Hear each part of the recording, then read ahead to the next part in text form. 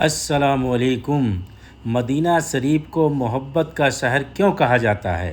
مدینہ شریف وہ مبارک شہر ہے جسے اللہ تعالیٰ نے اپنے آخری نبی حضرت محمد مصطفیٰ صلی اللہ تعالیٰ علیہ وسلم کی ہجرت کے لیے چنا۔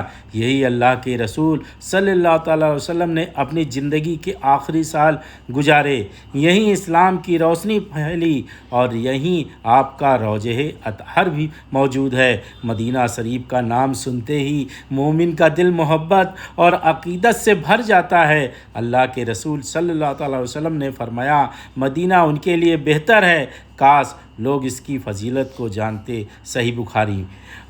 ہر سال دنیا بھر سے لاکھوں مسلمان مدینہ شریف پہنچتے ہیں تاکہ مسجد النبی میں نماز ادا کریں اور اللہ کے رسول صلی اللہ تعالیٰ علیہ وسلم پر سلام پیش کریں۔ مدینہ شریف صرف ایک شہر نہیں بلکہ ایمان، محبت، سنت کی یاد دلانے والا مبارک مقام ہے۔ یہاں کی فضائیں سکون دیتی ہیں، یہاں دلوں کو راحت ملتی ہے اور ایمان کی تازگی ملتی ہے، کیونکہ مدینہ شریف وہ مبارک شہر ہے جس سے ہر مومن کا دل محبت کرتا ہے۔ اے اللہ، ہمیں مدینہ شریف کی بار بار حاضری نصیب فرما، مسجد النبی میں نماز ادا کرنے کی سعادت دے اور ہمیں اپنے نبی کی سچی محبت عطا کرے۔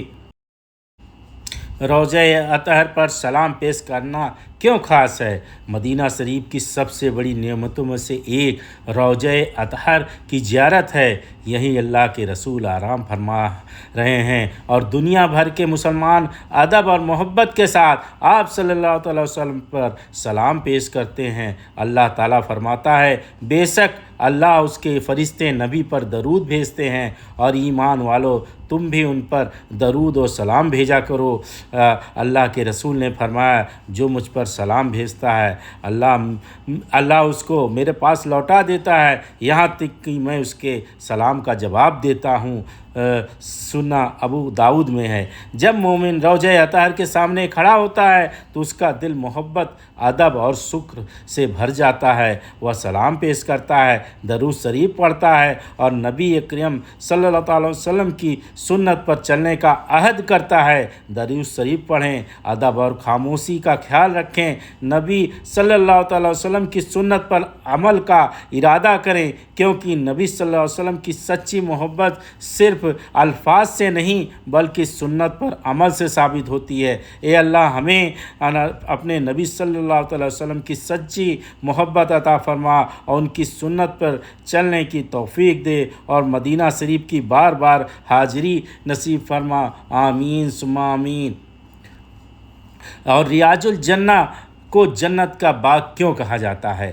مسجد النبی کے اندر ایک مبارک جگہ ہے جسے ریاض الجنہ کہا جاتا ہے۔ یہ جگہ اللہ کے رسول کے مبارک منبر اور آپ کے گنبد یعنی آپ کے گھر کے بیچ ہے۔ ریاض الجنہ کی فضیلت کے بارے میں اللہ کے رسول صلی اللہ تعالیٰ وسلم نے فرمایا، میرے گھر اور میرے منبر کے بیچ کی جگہ جنت کے باغوں میں ایک باغ ہے۔ اسی وجہ سے دنیا بھر سے آنے والے مسلمان ہر اس مبارک جگہ میں نماز پڑھنے اور دعا کرنے کی خواہش رکھتے ہیں۔ ریاض الجنہ مومن کی نبی صلی اللہ علیہ وسلم کی یاد، ان کی سنت اور آخرت کی تیاری کی طرف متوجہ کرتا ہے۔ جب کوئی مسلمان اس مبارک جگہ میں عبادت کرتا ہے تو اس کا دل اللہ کی یاد اور نبی کی محبت سے بھر جاتا ہے۔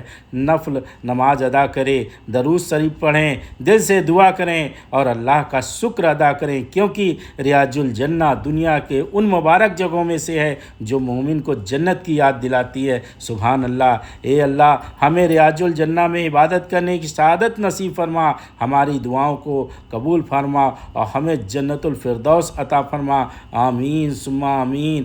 اور مسجد النبی کی ایک نماز کی فضیلت، مسجد النبی کی دنیا کی سب سے مبارک مسجدوں میں ایک ہے۔ یہ وہی مسجد ہے جسے اللہ کے رسول نے اپنے مبارک ہاتھوں سے تعمیر فرمایا تھا۔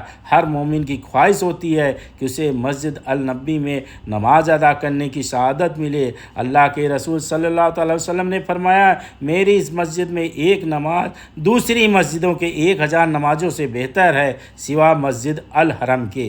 سوچئے، جس جگہ کی ایک نماز کا اتنا بڑا ثواب ہو وہاں عبادت کرنا کتنی بڑی نعمت ہے۔ مسجد النبی صرف ایک مسجد نہیں بلکہ ایمان، سنت اور اللہ کے رسول صلی اللہ تعالی وسلم کی محبت کا مرکز ہے۔ یہاں نماز پڑھ کر مومن کا دل سکون پاتا ہے اور ایمان کی نئی تازگی ملتی ہے۔ نماز کا ثواب بڑھتا ہے، دل کو سکون ملتا ہے اور نبی کرم صلی اللہ تعالی وسلم کی محبت تازہ ہوتی ہے۔ مسجد النبی وہ مبارک جگہ ہے جہاں عبادت دلوں کو روشن کر دیتی ہے۔ اے اللہ ہمیں مسجد النبی کی بار بار حاضری نصیب فرما، وہاں نماز ادا کرنے کی شہادت نصیب فرما اور ہمیں اپنے نبی پاک صلی اللہ علیہ وسلم کی سچی محبت نصیب فرما۔ آمین ثم آمین۔